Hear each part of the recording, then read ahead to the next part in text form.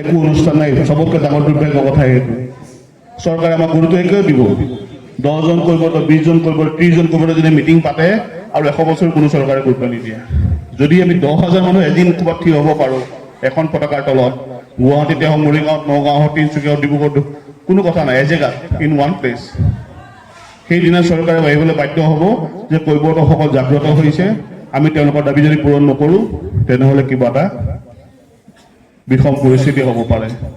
গতিকে এই পৰিস্থিতিটোত যাবলৈ, সেই পজিশ্যনটো পাবৰ কাৰণে আমাৰ যিখন আদ্যন্ত মানুহ আছে তেওঁলোকৰ সহায় সহযোগিতা, তেওঁলোকৰ শুভ ইচ্ছা, জাতিৰ প্ৰতি টান, জাতিৰ প্ৰতি দিব লগা যিখিনি তেওঁলোকৰ কমিটমেণ্ট যদি তেওঁলোকে নকৰে, অকল আমি 10 জন 20 জন মিলি পেলাই কৰিলে আমি সাৰ্থক নহ'ম বুলি মই ভাবোঁ।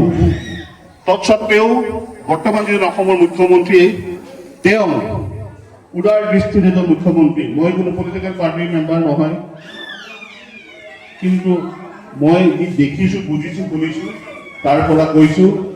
আমি এখন চিঠি লিখিছিলোঁ মুখ্যমন্ত্ৰী মহোদয়লৈ, মই আৰু এখন মিটিঙত কৈছোঁ, আজি দ্বিতীয় মিটিঙত কৈছোঁ। প্ৰথম দাবীটোৱে আছিল কৈৱৰ্ত ডেভেলপমেণ্ট কাউন্সিল লাগে, সেইটো হোৱা নাই।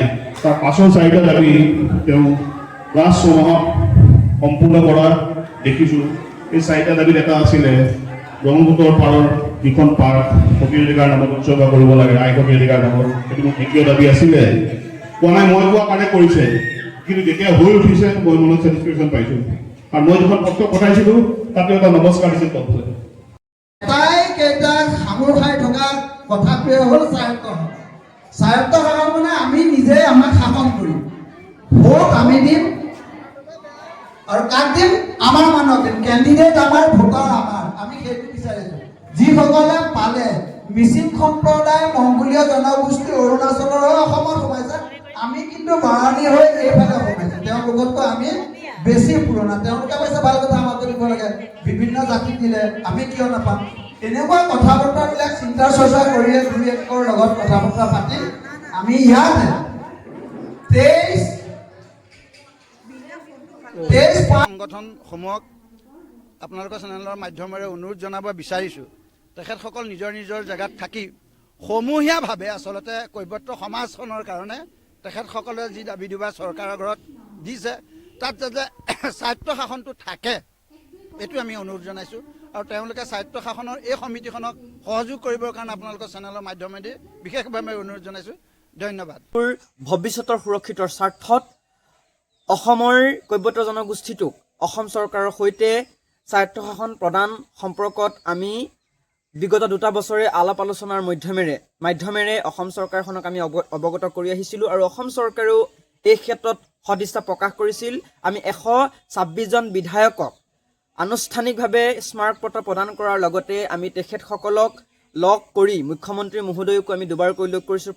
আমাৰ কেন্দ্ৰীয় ৰাজ্যিক বৈদেশিক পৰিক্ৰমা বিভাগৰ মন্ত্ৰী শ্ৰদ্ধাৰ পবিত্ৰ মাৰ্ঘেৰিটা দেৱকো আমি আনুষ্ঠানিকভাৱে তেখেতৰ লগত বৈঠকত মিলিত হৈছোঁ। আৰু লগতে আমি অসমৰ মাননীয় শিক্ষামন্ত্ৰী শ্ৰদ্ধা ৰণোজ পেগু ডাঙৰীয়া, লগতে প্ৰাক্তন বিধায়ক হিতেনাৰায়ণ গোস্বামী দেৱক আমি এই সম্পৰ্কত আলাপ আলোচনা কৰিছোঁ।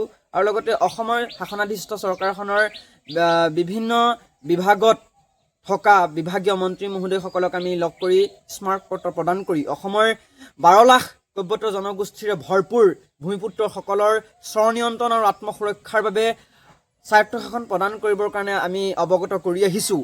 আজি ঐতিহ্যমণ্ডিত নেঘেৰিটিং শিৱদৌলৰ প্ৰাংগণত অনুষ্ঠিত হোৱা কৈৱৰ্ত স্বায়ত্ত শাসন পৰিষদ অসম দাবী সমিতিৰ দ্বিবাৰ্ষিক সভাখনলৈ অসমৰ বিভিন্ন প্ৰান্তৰ, বিশেষকৈ কামৰূপ, তিনিচুকীয়া, ডিব্ৰুগড়, শিৱসাগৰ, ধেমাজি, লখিমপুৰ, গোলাঘাট, যোৰহাটকে আদি কৰি অসমৰ বিভিন্ন দিশত সামাজিকভাৱে, ৰাজনৈতিকভাৱে, শৈক্ষিক, সামাজিক, সাংস্কৃতিকভাৱে জড়িত হৈ থকা বৰেণ্য ব্যক্তিসকল উপস্থিত হৈছেহি। তেখেতসকলৰ আমি দিহা পৰামৰ্শৰ ভিত্তিত জনগোষ্ঠীটোক আৰু অধিক শক্তিশালী কৰি তুলিবৰ কাৰণে, এক সংঘবদ্ধ হ'বৰ কাৰণে আমি এই সভাৰ পৰাই আহ্বান কৰিছোঁ। আৰু সকলোকে এই স্বায়ত্ত শাসন প্ৰক্ৰিয়াত অংশগ্ৰহণ কৰি চৰকাৰৰ পৰা জনগোষ্ঠীটোৰ সৰ্ববৃহৎ সমস্যাসমূহ সামূহিকভাৱে পৰিকল্পিতভাৱে নিৰ্মূল কৰিবৰ কাৰণে এই স্বায়ত্ত শাসন প্ৰক্ৰিয়াৰ মাধ্যমেৰে আমি জনগোষ্ঠীটোৰ আত্মসুৰক্ষাৰ ক্ষেত্ৰত সকলোকে একত্ৰিত হ'বৰ কাৰণে আমি এই মজিয়াৰ পৰা আহ্বান কৰিছোঁ। আজি আমি